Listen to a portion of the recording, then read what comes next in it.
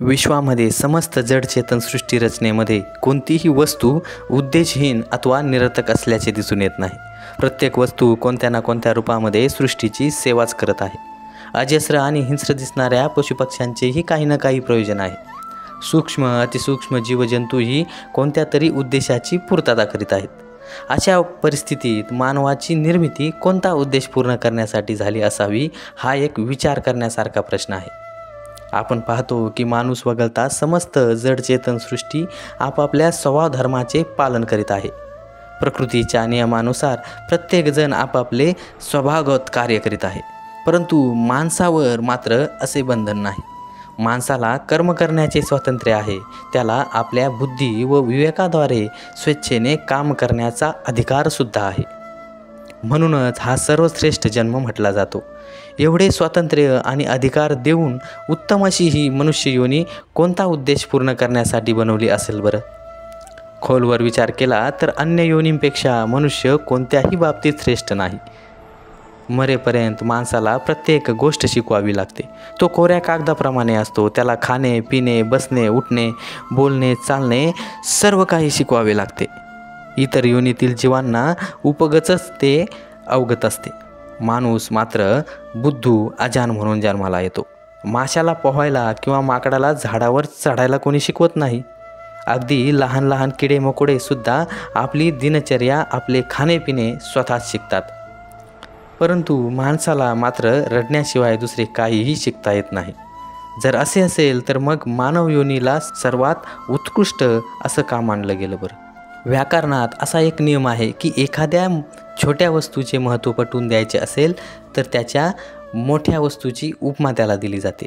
उदाहरणार्थ कपड्याची शुभ्रता दर्शविण्यासाठी दुधासारखे शुभ्र कापड असे म्हटले जाते, कारण दूध कपड्यापेक्षा अधिक पांढरे शुभ्र असते. बाळाचे सौंदर्य वर्णन करण्यासाठी चंद्रासारखं बाळ असं म्हटलं जातं, कारण चंद्र बाळापेक्षा सुंदर आहे. एखाद्या मुलीला मृगनयनी म्हटले जाते, कारण मृगाचे डोळे मुलीच्या डोळ्यापेक्षा अधिक सुंदर असतात. विचार करण्यासारखी बाब आहे की श्रेष्ठ योनी म्हणून गणल्या जाणाऱ्या मनुष्याचे श्रेष्ठत्व दर्शविण्यासाठी त्याच्या एखाद्या अवयवाची उपमा कोणाला दिली जाते का? एखाद्याने उंच सुरूच्या झाडाचे महत्त्व दर्शविण्यासाठी हे झाड अमुक माणसा इतके उंच आहे असे म्हटले जाते का? किंवा ही अमावस्येची रात्र अमुक एका स्त्रीसारखी काळीकुट्ट आहे असे सुद्धा म्हटले जात नाही. या उलट आश्चर्याची गोष्ट म्हणजे पशुपक्ष्यांसह जड वस्तूंनाही मानवापेक्षा श्रेष्ठ मानले जाते. उदाहरणार्थ वाघासारखं काळीज, सागरासारखी शांती, कुकळ्यासारखा आवाज, ससाण्यासारखी नजर किंवा फुलासारखी कोमलता. थोडक्यात पायाच्या नखापासून ते डोक्याच्या केसापर्यंत माणसाच्या प्रत्येक अवयवाला कोणत्या ना कोणत्या वस्तूची उपमा दिली जाते. या उलट माणसाच्या कोणत्याही अवयवाची उपमा अन्य कोणालाही दिली जात नाही. अशाच प्रकारे मानवाच्या विभिन्न स्वभावाचे मूल्य देखील इतर जीवजंतूंपेक्षा कमी गणले जाते. उदाहरणार्थ अमुक व्यक्ती गायीसारखी शीलवान आहे, अमुक एक उंटासारखा ईर्ष्येखोर आहे, अमुक मनुष्य कुत्र्याप्रमाणे इमानी आहे, अमुक एक सापासारखा विषारी आहे, वगैरे वगैरे. या विश्लेषणावरून हे स्पष्ट होते की प्रत्यक्षात मनुष्य कोणत्याही स्थितीत सृष्टीच्या अन्य रचनेपेक्षा श्रेष्ठ नाही. तरीही त्याला उत्तम किंवा श्रेष्ठ मानले जाते. का बरं?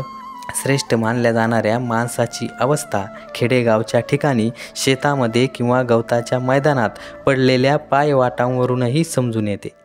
या पायवाटा हा माणसाच्या पायाचाच प्रताप होय. ज्या जागेवरून माणूस काही दिवस जाये करतो, इजा करतो, तेथील जमिनीवर गवत उगवणे बंद होते. जे उगवलेले असते तेही नष्ट होऊन जाते. या रुद्र पायवाटा माणसाचा काय मोठेपणा आहे हेच दाखवत असतात, कारण तिथे याचे पाऊल पडते तिथली हिरवळ संपून जाते. तरीही मानवाला श्रेष्ठ योनी म्हणले जाते. ते का बरं? मानवाचे कार्यक्षेत्र इतरांपेक्षा मोठे आहे का? यावरही थोडा विचार करूया. या दृष्टीने विचार केला तरीही सुद्धा काही महत्त्वाची बाब वाटत नाही, कारण मनुष्य आपल्या विवेकबुद्धीच्या आधाराने जे काम करतो ते काम इतर योनीतील जीव आपल्या स्वभावानुसार सुद्धा सहज करत असतात. एक चिमणी जे घरटे बनवते त्यामध्ये ऊन पाऊस किंवा थंडी वाऱ्यापासून बचावाची व्यवस्था तर असतेच, शिवाय आपल्या परिवाराच्या पालनपोषणाची आणि सुरक्षेची जबाबदारीसुद्धा ती चिमणी घेत असते. उंदरांच्या बिळात किंवा वाघांच्या गुहेमध्ये आवश्यकतेनुसार सर्व सुखसोयी असतात. मग माणसाने मोठाली आलिशान घरे बांधली तर त्यात मोठेपण मिळवण्याचे काय आहे? इवलीशी मुंगी आपल्या परिवाराची अशी काही सुंदर व्यवस्था करते की बुद्धी थक्क होऊन जाते. त्यांच्यातील सामंजस्य, त्यांचे एक एक दाणा गोळा करून धान्याचे कोठार बनवणे, सुरक्षितता व इतर सोयी वाखाण्याजोग्या आहेत.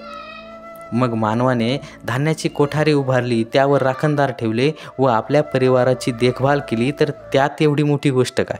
परिवाराचा विस्तार मनुष्य श्वानापेक्षा किंवा डुकरापेक्षा जास्त करू शकत नाही, कदापि करू शकणार नाही. यावरून ही गोष्ट मान्य करावी लागेल की दैनंदिन कृत्यामध्येही मनुष्य कोणत्याही परिस्थितीत अन्य जीवजंतूपेक्षा श्रेष्ठ नाही.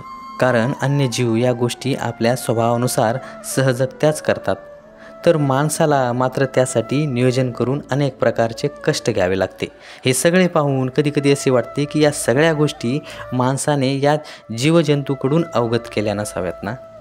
आपल्या बुद्धीचा स्वतंत्र विचार आणि कर्म करण्याचे स्वातंत्र्य यांच्या आधारावर त्याने या कर्माची आणि साधनांची रूपरेषा कदाचित बनवली असेल, परंतु या कामामुळे तो श्रेष्ठ ठरत नाही.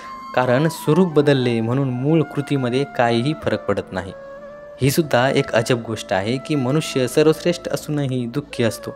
घृणा, ईर्ष्या किंवा सुडाची भावना आदी दुर्गुणांनी त्या योनी एवढ्या ग्रासल्या जात नाहीत. प्रकृतीच्या नियमानुसार ते आपापले जीवन जगत असतात. ही सुद्धा किती विचित्र गोष्ट आहे की जेव्हा त्यांचा संबंध या श्रेष्ठ समजल्या जाणाऱ्या माणसाशी येतो तेव्हा त्याही दुःखी होतात, रोगग्रस्त होतात आणि हिंसक बनतात. वरील विवेचनावरून हे स्पष्ट होईल की सांसारिकदृष्ट्या किंवा शारीरिकदृष्ट्या मनुष्य कोणत्याही प्रकारे अन्य योनीहून श्रेष्ठ नसून कनिष्ठच ठरतो. तरीही याला सर्वश्रेष्ठ मानले जाते. त्याच्या जीवनाचा उद्देश नक्कीच इतर योनींपेक्षा वेगळा असला पाहिजे, त्यामुळेच याला सर्वश्रेष्ठ मानले गेले आहे.